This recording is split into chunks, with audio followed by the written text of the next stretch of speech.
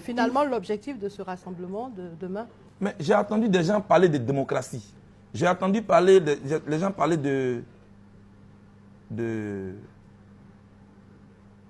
ils parlaient de révolution. Et ils disent qu'il faut que les Ivoiriens fassent comme les Égyptiens. Il faut que les Ivoiriens fassent comme les Tunisiens. Non, non, non, non, non, non, non, non, non. Il ne faut pas tordre le cou à l'histoire. Ce sont les Égyptiens qui sont en train de faire comme les Ivoiriens.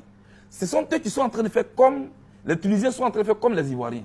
Donc comme c'est nous qui avons donné le temps, nous allons montrer au monde entier que le monde qu'ils ont vu en Égypte, le monde qu'ils ont vu en Tunisie, c'est un petit monde. Demain, ils verront que la vraie révolution a commencé en Côte d'Ivoire. Seulement, ils refusent de voir. C'est cela, eux qui appellent à la guerre civile en Côte d'Ivoire. Est-ce que malgré cette démonstration-là, ils voudront voir? En fait, ils ne voient que ce qu'ils veulent voir. Finalement. Mais ils ont fini par accepter qu'il fallait donner le pouvoir aux Noirs en Afrique du Sud. Et pourtant, ils n'ont pas accepté aussi facilement. Ils ont emprisonné Nelson Mandela. Ils ont fini par accepter de donner le pouvoir à un Noir aux États-Unis. Et pourtant, quand Martin Luther King commençait ce combat, on jetait des chiens sur lui pour le mordre. Mais lui-même, ils ont tiré sur lui. Martin Luther King est mort. C'est pourquoi aujourd'hui, un Noir américain est président. Quand il prononçait le discours I Have a Dream, Obama avait 2 ans. Je veux dire, quand vous voulez atteindre un objectif, l'adversaire ne vous donne pas des bouquets de fleurs. Il vous montre que vous n'êtes rien et qu'il peut vous écraser. Mais c'est votre détermination qui vous amène à avoir raison. Parce que vous inscrivez votre combat dans le temps. Pour nous, on veut nous montrer que nous ne sommes rien. On veut nous écraser, on nous diabolise. Ceux qui savent qui est fréquentable, qui n'est pas fréquentable. Ceux qui veulent déterminer comment on doit manger, comment on doit s'habiller. Demain, ils nous diront encore où on doit s'arrêter, où on ne doit pas s'arrêter. C'est eux qui gèrent notre eau, c'est eux qui gèrent notre courant. Regardez ce qu'ils font en Libye. C'est le pétrole libyen qui les intéresse. En Côte d'Ivoire, le cacao les intéresse. Et le pétrole dans le golfe de Guinée les intéresse. Et pour ça, ils vont louer des mercenaires pour nous égorger.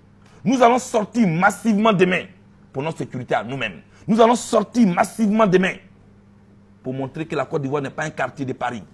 Et que les dictées préparées depuis Paris, nous n'en voulons plus. L'enfant a tété hier, il a grandi et il veut marcher de lui-même. Il veut prendre en main sa destinée. Et les Ivoiriens vont sortir demain nombreux pour prendre en main leur destinée. Pour la sécurité, je voulais les rassurer. Tout le long du parcours, la sécurité sera assurée. Et demain, le plateau sera envahi. Je veux qu'ils viennent dans la discipline. Je veux qu'ils viennent dans l'ordre. Et nous allons prier Dieu. Nous allons parler. Et nous allons répartir dans la discipline. Et un mot pour ceux, par exemple, qui seraient gagnés par le manque de foi, après l'échec du panel de l'Union africaine, qui pensent que bon, c'est ce qui a été décidé là-bas qui peut être appliqué. Est-ce que vous avez un mot pour eux? Écoutez, regardez, après les élections, M. Bakayoko déclare M. Ouattara vainqueur, le Conseil constitutionnel déclare le président Gbagbo vainqueur, un conflit post-électoral est né, le président Gbagbo propose un comité d'évaluation, on nous amène des gens qui viennent se promener en Côte d'Ivoire pour faire du tourisme, je sais bien qu'ils aiment très bien la Côte d'Ivoire, ils ont envie de voir peut-être la Côte d'Ivoire, ils tournent ici, ils repartent, et puis ils nous ramènent 3 mois en arrière. Ils nous disent, sur la base de ce que M. Tchoy a dit, alors M. Ouattara est président. Mais c'est cela que nous contestons. C'est pourquoi il y a la crise en Côte d'Ivoire. C'est pourquoi on vous a invité. Donc il n'y a rien de nouveau sous les tropiques. Nous, on veut faire croire que nous sommes isolés. Mais je rappelle, nous avons Dieu avec nous. Nous avons celui qui gouverne les lois de l'univers avec nous. Nous ne sommes pas isolés. C'est les autres qui sont en groupe et qui pensent qu'ils sont dans une majorité. Je demande aux Ivoiriens de rester sereins. Madame, Nelson Mandela est parti en prison comme un terroriste. Vomi. Il est ressorti de cette prison comme un héros international. Martin Luther King a été tué aux États-Unis parce qu'on le traitait de violent. Il est célébré aujourd'hui aux États-Unis et un noir américain est président. Madame, suivez bien mon regard. Les Ivoiriens sont en train d'écrire les pages de leur histoire. Lumumba, avant de mourir, a dit ceci, et je cite, « L'Afrique un jour écrira sa propre histoire. Pas celle qui sera écrite à Washington, dans les salons feutrés. Pas celle qui sera écrite à Bruxelles ou à Paris. Mais celle qui sera écrite des doigts des enfants de l'Afrique. Et les enfants de l'Afrique dont Lumumba parlait, c'est bien nous. Et nous avons l'obligation d'écrire les pages de notre propre histoire. Personne ne viendra faire notre histoire à notre place. Comme le fleuve, nous allons faire notre propre lit. Demain est un grand jour. Demain est un jour historique. Demain, vous devez vous mobiliser parce que vos enfants doivent être heureux demain. Vous devez être sur le feu. Vous devez être dans l'action. Madame, j'ai foi que tous ces complots vont échouer. À aucun moment dans cette crise, je n'ai douté et je voudrais transmettre cette foi aux Ivoiriens. Demain, je les attends à la place de la République à partir de 15 h. Que Dieu bénisse la Côte d'Ivoire. Que Dieu vous bénisse, Charles Blé Goudé. Je vous en prie. Merci d'avoir été là ce soir. 20 000, 25 000, 30 000, peut-être même 40 000. Personne ne peut donner le nombre exact des jeunes Ivoiriens qui ont décidé de rejoindre l'armée ivoirienne pour la libération de la Côte d'Ivoire.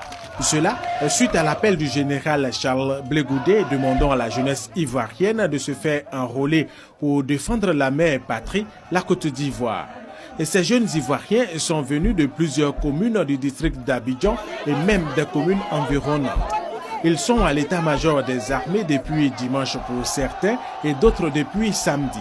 Une fois à l'état-major des armées, ils n'ont fait que scander.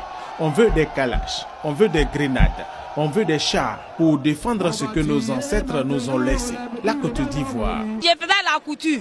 Mais couture là, ne peut pas libérer mon pays. Donc j'ai laissé la couture. Je vais être militaire pour libérer mon pays. Quand les corps habillés attrapent les kalash là, je vois. Mais je n'ai pas peur de ça. L'amour que j'ai pour mon pays, la Côte d'Ivoire, je ne peux pas rester indifférente. Et j'ai pris la décision de libérer mon pays. C'est pourquoi je suis là. Si j'ai un grand chauffeur, je suis venu pour conduire un chat, pour aller combattre Golf Hotel. Voilà, il n'aura de nous distraire. Moi là, je suis venu pour conduire un chat pour combattre Golf Hotel. Voilà, c'est fini. Pour la réussite de cette opération d'enrôlement, le ministre Charles Blé Goudé a salué la mobilisation des jeunes Ivoiriens avant de leur demander que la discipline soit au rendez-vous pour la réussite de cette opération. Quand ils sont au front, il faut des gens pour les soutenir. Je vais continuer d'animer les meetings et je pense que quand on voit ces jeunes, j'ai confiance en eux, ils vont faire mordre la poussière à ces bandits. Le général de corps d'armée Philippe Mangou, chef d'état-major des armées de Côte d'Ivoire, bien qu'ayant eu des difficultés pour se rendre sur le terrain de l'état-major, place du rassemblement pour l'enrôlement des jeunes recrues, tout comme Charles Blé Goudé, a aussi salué la mobilisation des Ivoiriens pour soutenir leur armée qui fait face à une rébellion après le second tour de l'élection présidentielle remportée par le président Laurent Gbagbo. Pour cette opération d'enrôlement exceptionnelle, il y a 10 points d'enrôlement. Le diplôme n'est pas obligatoire et l'opération est gratuite. Le plus important, c'est la volonté d'être militaire et de libérer la Côte d'Ivoire. Chers amis jeunes, je suis donc venu ce matin pour saluer cette grande mobilisation, pour saluer votre engagement, pour saluer votre détermination à défendre la souveraineté de la Côte d'Ivoire.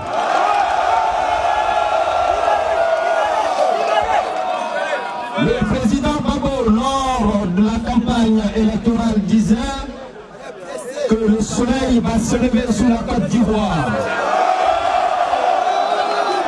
Je voudrais donc paraphraser le président Gbagbo et vous demander à vous, est-ce que je peux compter sur vous?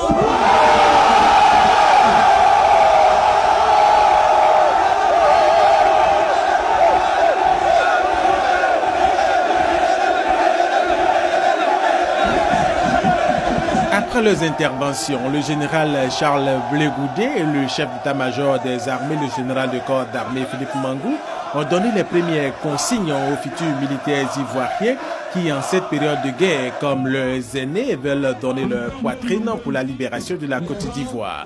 Pour exprimer leur amour pour la mère patrie, la Côte d'Ivoire, c'est en chœur qu'ils ont chanté avec le général Charles Blé Goudé et le chef d'état-major des armées, le général de corps d'armée Philippe Mangou, l'hymne national, l'Abidjanaise.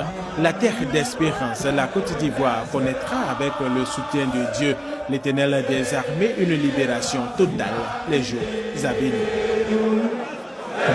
Les gens remplis de vaillance ont relevé la dignité. Les pécheurs Côte d'Ivoire, les artisans de parveneurs, vous rassemblez pour avoir te bâtiront dans le bonheur. Les Ivoiriens, le pays nous appelle, si nous avons